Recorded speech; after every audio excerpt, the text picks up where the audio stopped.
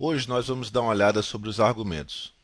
Vamos estudar o que são os argumentos, vamos estudar sobre validade dos argumentos, o que é um argumento válido e o que é um argumento inválido, e também sobre testes de validade.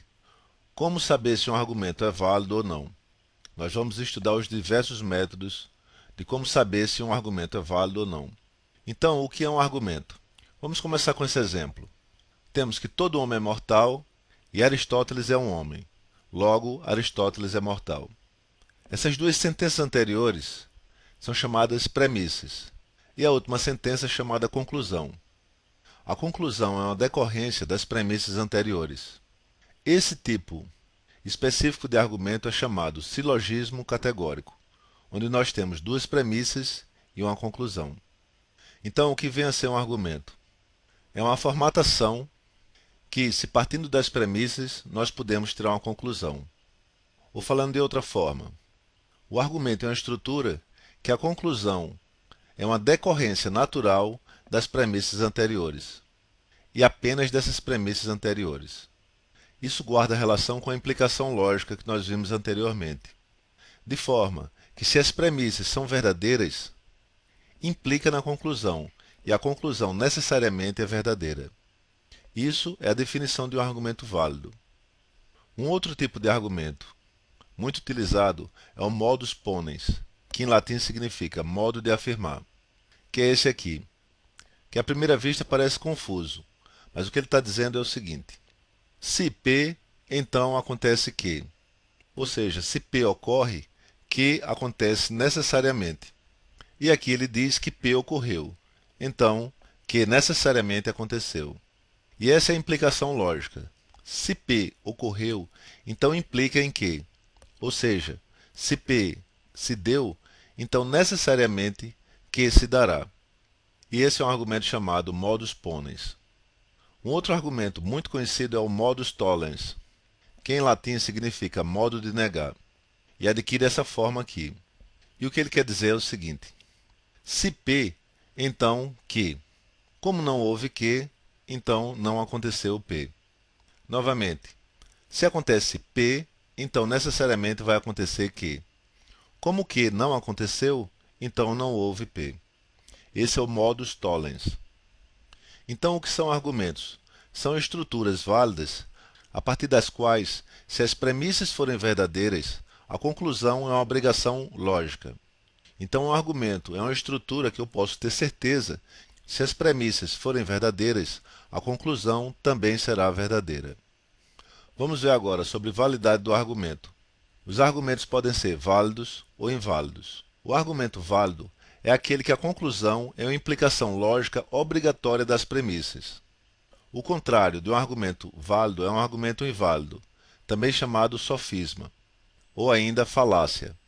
É uma construção aparentemente bem construída, mas que as conclusões não se apoiam nas suas premissas, ou ainda em premissas falsas, para se chegar a uma conclusão aparentemente correta. O argumento inválido, ele tem a aparência de um argumento válido, mas na realidade ele não é conclusivo. Normalmente se supõe uma má-fé de quem está apresentando ele. E nós já vimos, ele é chamado de argumento inválido, sofisma, falácia ou um argumento mal construído. Vamos ver um exemplo. Toda manga é comestível. Uma parte da camisa é manga. Então, uma parte da camisa é comestível. Então, sofismar é isso.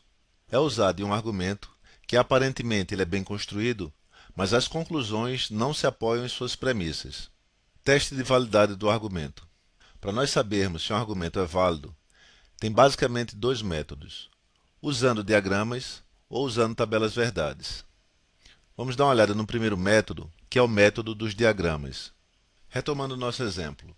Todo homem é mortal, Aristóteles é um homem. Logo, Aristóteles é mortal. Nós vamos usar os diagramas para saber se esse argumento é válido ou não. Usando o diagrama, nós temos que todo homem é mortal. A segunda premissa, Aristóteles é um homem. Logo, Aristóteles é mortal. Nós estamos vendo, por esse diagrama, que essa conclusão é firmemente apoiada nas premissas. Então, é um argumento válido. Então, vamos verificar a validade desse argumento. Nós vamos construir a tabela verdade dele. nós temos P e Q.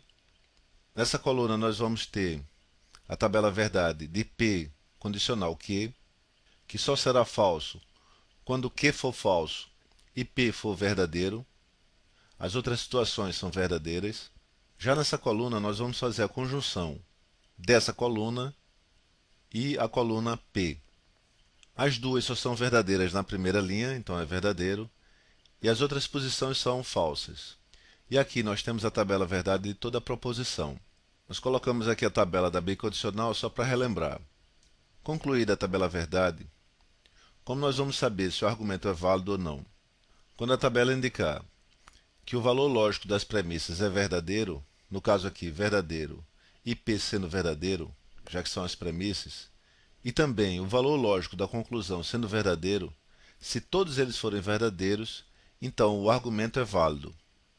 Ou seja, nós chegamos a uma conclusão verdadeira com as premissas sendo verdadeiras. Então esse é um argumento válido. Então, novamente, para nós sabermos se um argumento é válido, nós vamos fazer a tabela verdade das premissas e da conclusão. Se nessa tabela verdade as premissas forem verdadeiras e a conclusão também for verdadeira, o raciocínio é válido. E a nossa conclusão é: se as premissas são verdadeiras e a conclusão também é verdadeira na tabela verdade, então isso implica que o raciocínio é válido. Há um outro método que não utiliza a tabela verdade, porque às vezes sua confecção demora muito tempo e ela é muito longa. Nesse método, o que nós vamos fazer é atribuir um valor lógico às premissas de verdadeiro, e nós vamos verificar o valor lógico da conclusão. Se o valor lógico da conclusão for verdadeiro, o raciocínio é válido. Se for falso, é inválido. Então, como é esse nosso método? Nós vamos atribuir um valor lógico verdadeiro para as premissas e verificar o valor lógico da conclusão. Se for verdadeiro, o raciocínio é válido. Se for falso, é inválido. Vamos ver como é que se faz isso. O raciocínio que nós queremos julgar é esse. Como nós temos 4 proposições, a tabela verdade teria 16 linhas e seria muito longo. Então o que a gente vai fazer é exatamente utilizar esse método. Então o primeiro passo é atribuir o valor lógico verdade para cada uma das premissas. O valor lógico de cada premissa é verdadeiro. Essa é a presunção que a gente vai começar. Nós temos aqui duas condicionais. E nós sabemos também que só há um caso na tabela verdade da condicional que é falso.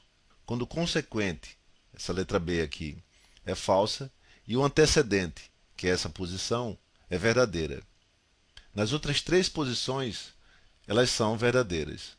Como nós estamos indicando as duas como verdadeira, como a tabela verdade da proposição condicional, ela tem 3 posições de verdadeira.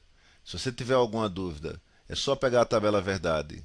Então nós não podemos começar com essas duas frases aqui. E nós temos necessariamente que começar com essa frase, já que nós temos uma conjunção e ela é verdadeira. E a conjunção só é verdadeira se ambas as proposições simples forem verdadeiras.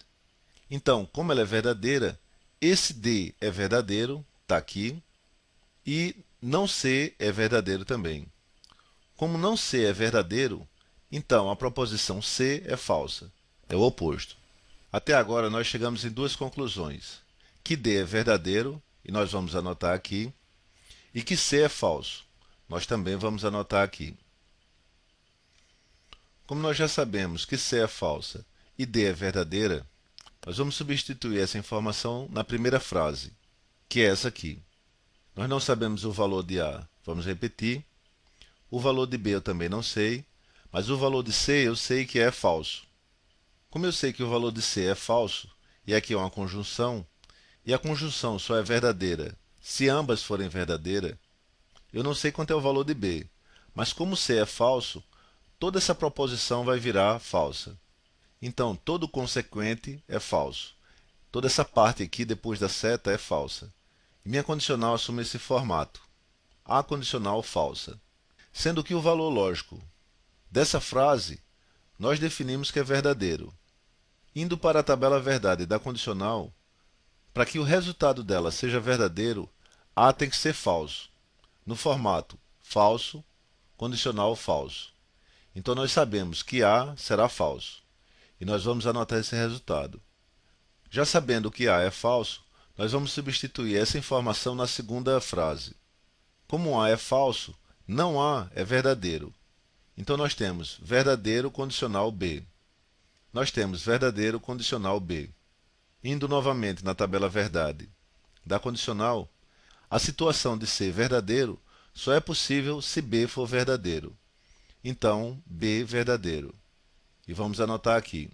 Sabendo o valor lógico de cada uma das proposições, nós vamos substituir esses valores na conclusão.